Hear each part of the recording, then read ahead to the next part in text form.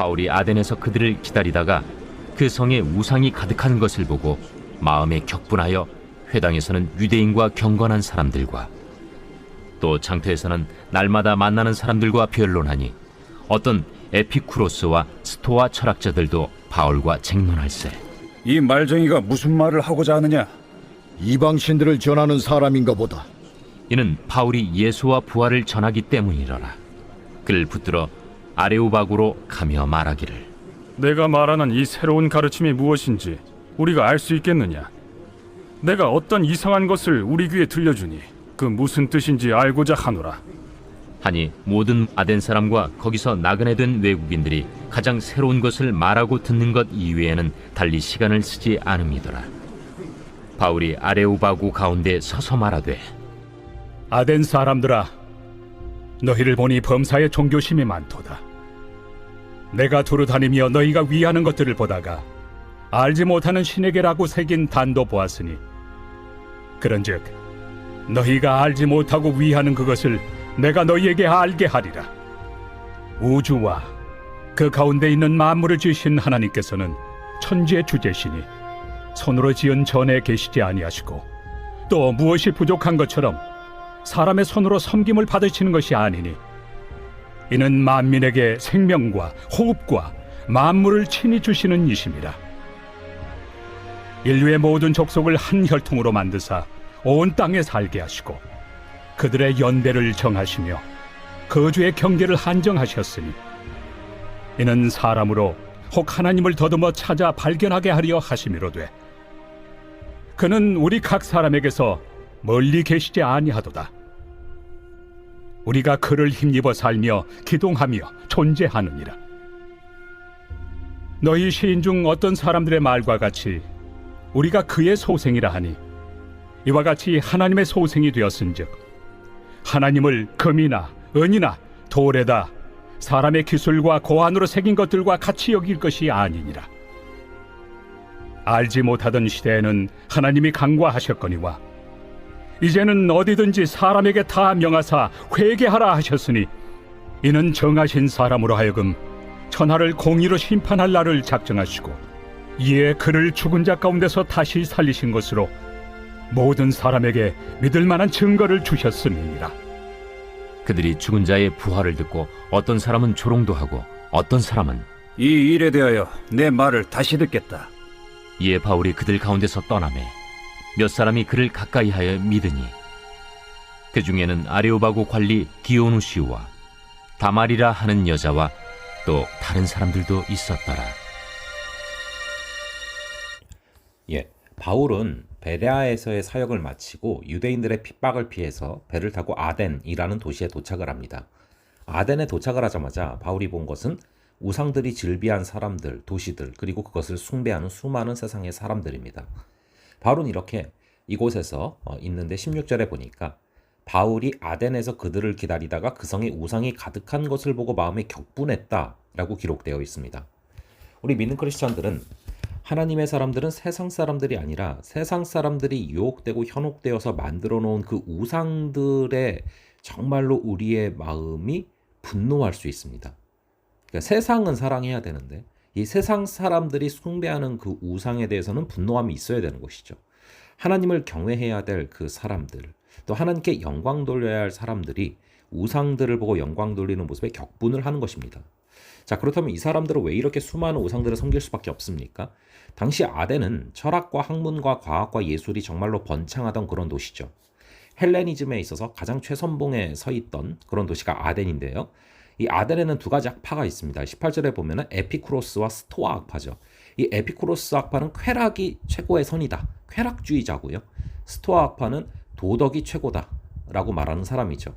그러니까 철학적인 삶을 추구하는 그룹들과 도덕적인 삶을 추구하는 것, 그리고 그것이 인간의 가장 기본적인 최고의 선이고 행복을 가져다 줄 거다라고 생각하는 사람들이 도시에 가득 차 있었고, 그들이 숭배했던 것은 이 세상 속에서 가장 행복을 가져다 줄 수 있다라고 생각한 게 바로 쾌락 아니면 도덕이었다라는 것이죠. 하지만 쾌락도 도덕도 그들에게 행복을 갖다 주지 않았던 것입니다. 왜냐하면 쾌락과 도덕을 추구해 봤지만 그 결과가 뭡니까? 그 결과는 당시 기록에 의하면 아덴에 300개의 우상과 3만 개의 신상이 서 있다라고 기록되어 있죠.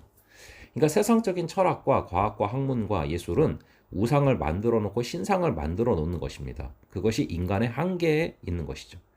그 결과 우상 숭배에 빠질 수밖에 없는 것입니다.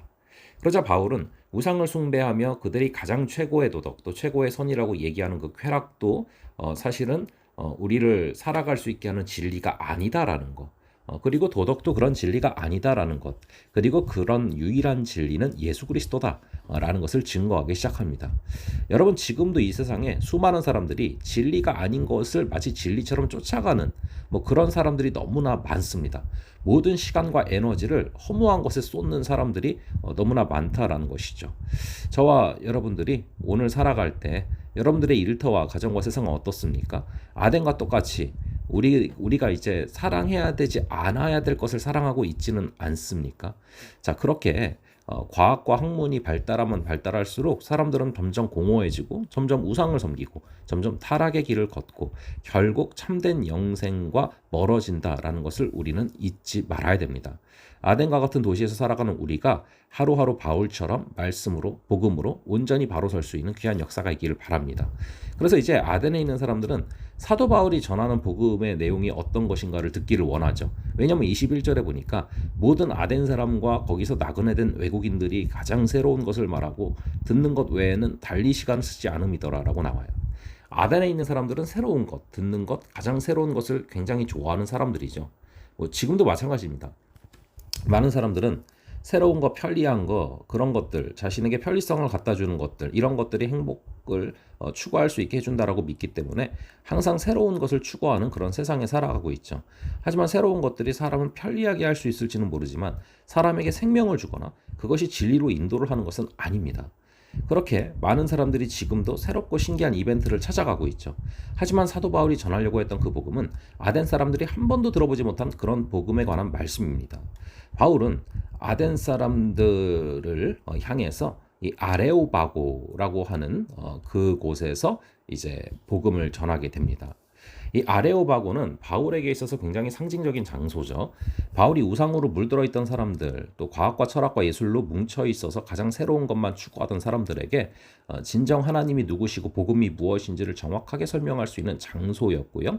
이 아레오바고 광장에서 바울이 설교할 때는 왼쪽에는 그 당시에 가장 큰 신전이었던 아테네 신전이 있었고, 그리고 이제 그 바울의 뒤편으로는 아테네 시내가 가득 보이는 그곳에 우뚝 서가지고 한편으로는 우상과 신을 숭배하는 사람들을 향해서 또 한편으로는 아테네 시민들을 향해서 바울이 담대하게 복음을 선포하고 있는 것입니다. 바울은 아덴 사람들에게 이렇게 얘기합니다. 너희는 범사에 종교심이 많도다. 그리고 23절에 보면은 알지 못하는 신에게 라고 쓰인 제단도 바울이 보았다라고 써져 있죠. 아덴에 있는 사람들은 인간이 갖고 있는 한계를 그대로 보여줍니다.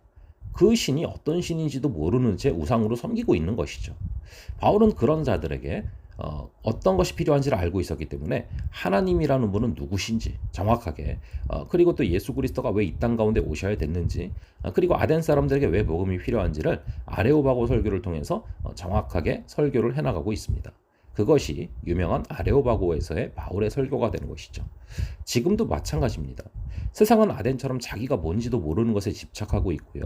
자기가 그것을 왜 우상으로 섬기는지도 모르고 섬기고 살아가고 있습니다. 자, 그러다가 하루를 또 일생을 마지막을 맞이하게 되는 그런 사람들이 있단 말이죠.